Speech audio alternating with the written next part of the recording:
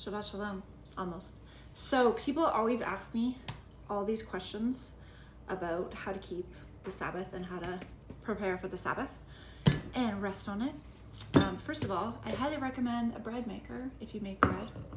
And just do your dough in the bread maker and then shape it outside of the bread maker. And then you have like fancy dough and a fancy shape, but it doesn't look like bread maker bread. Hot tip number one. Okay, so next tip. If you have children and a big family to feed, or you have guests coming, the crock pot is your best friend. You can make ahead crock pot meals and put them in your freezer. So every once in a while on a Sunday, I will go shopping and I will go and purchase a bunch of supplies, and I will make Ziploc bags full of pre-made crock pot meals. So if you ever don't have time to cook a meal, you just throw it in a crock pot. Okay, so that is a life changer for the Sabbath. You know, the idea of the Sabbath is that everyone gets a rest, everyone. And often mothers and the one that takes care of the children, often they're the ones that don't ever get that little break and that rest. And so you really want to preserve that for yourself if you are a mother, especially if young children. And you want to teach them young how to take care of themselves in every possible way that they can handle, okay? So obviously I'm not talking about infants, I'm talking about toddlers. Toddlers are capable of eating off of paper plates and then putting their plate in the garbage can, okay? For the Sabbath, paper plates might be a game changer for you. So you don't have to worry about the dishes, and the dishes don't stress you out, okay? The way that you set your household up now when your children are young is going to actually set you up for success later on. So I host exchange students. And I get exchange students all over the world. It is such a blessing to do this. But the thing is, with exchange students, they're all kind of grade 11, grade 10. They're teenagers, right? And I can tell from the way that they are able to handle things and able to see things that need to be done, how their mothers are, or how well, I don't want to say their mothers, but how their household is run. Okay, they all have wonderful mothers. But you can tell if somebody's parents did everything for them. This is true for girls and for boys. You need to teach people to take care of themselves, and that starts when they're toddlers, okay? So you need to teach your toddlers how to pick up after themselves. And you know, it is frustrating at the beginning because they're gonna fight and it's gonna be difficult, and it's gonna be more work for you to teach them how to pick up after themselves and how to do things for themselves in the beginning than just doing it yourself. But in the long run, guys, it'll pay off, okay? I had to have somebody school me on this because I was complaining that I was doing everything and that I was tired all the time and I never was able to get everything done. And this person looked at me and said, you have a fully capable teenager that you could teach to do some of these things, but you're doing everything for that teenager. And I was like, yeah, you're right, I am.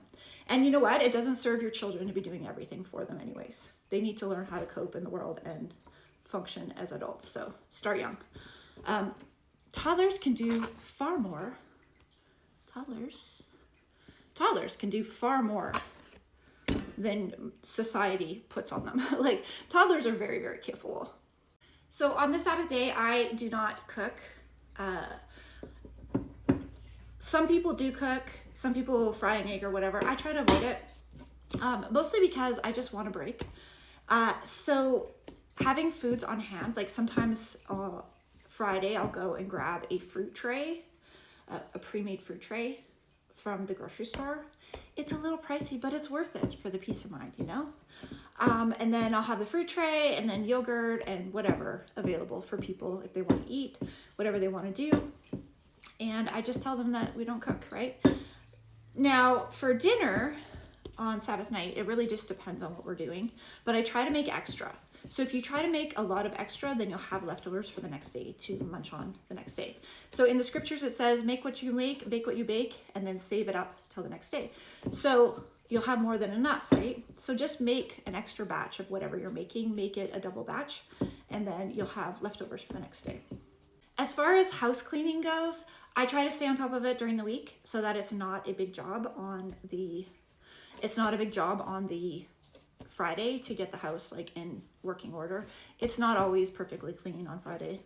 You know, obviously life happens. You know, things happen, you have to do stuff.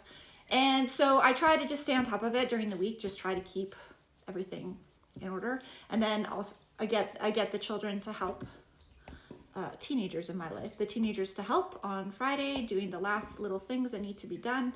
And then we're good to go. And my house is usually, by the end of Sabbath, is usually kind of a mess because people just leave things laying around. And then we just do a quick cleanup after Sabbath. But you really need that time to rest and focus on family. I truly believe that the Sabbath would have saved, really honoring the Sabbath and understanding that it's made for you and it's made for your family to come together and reset and spend that time with Yehovah. I truly believe that marriages would have been saved because the father is home, he's with the family. You know, a lot of times, you know, women don't feel like they get a break. Women don't feel like they get the quality time because the husband's out working and everybody's so busy. It's that reset time where everybody's getting the attention that they need. The children are getting the attention. The parents aren't distracted into other things, chores and whatever needs to be done. And it's just a total reset for the family. And I truly believe that had we been keeping the Sabbath and really honoring it all of these years, many marriages would have been saved. There's my bread.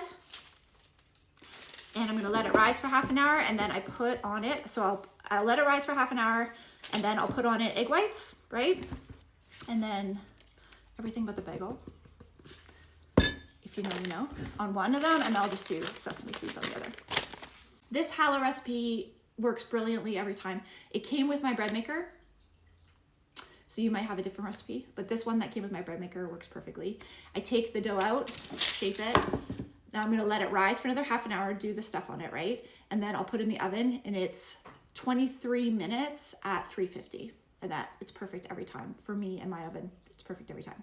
If you want the recipe, I will send it out on my newsletter. So go get on my newsletter list, link in bio. All right, happy Sabbath. Shabbat shalom.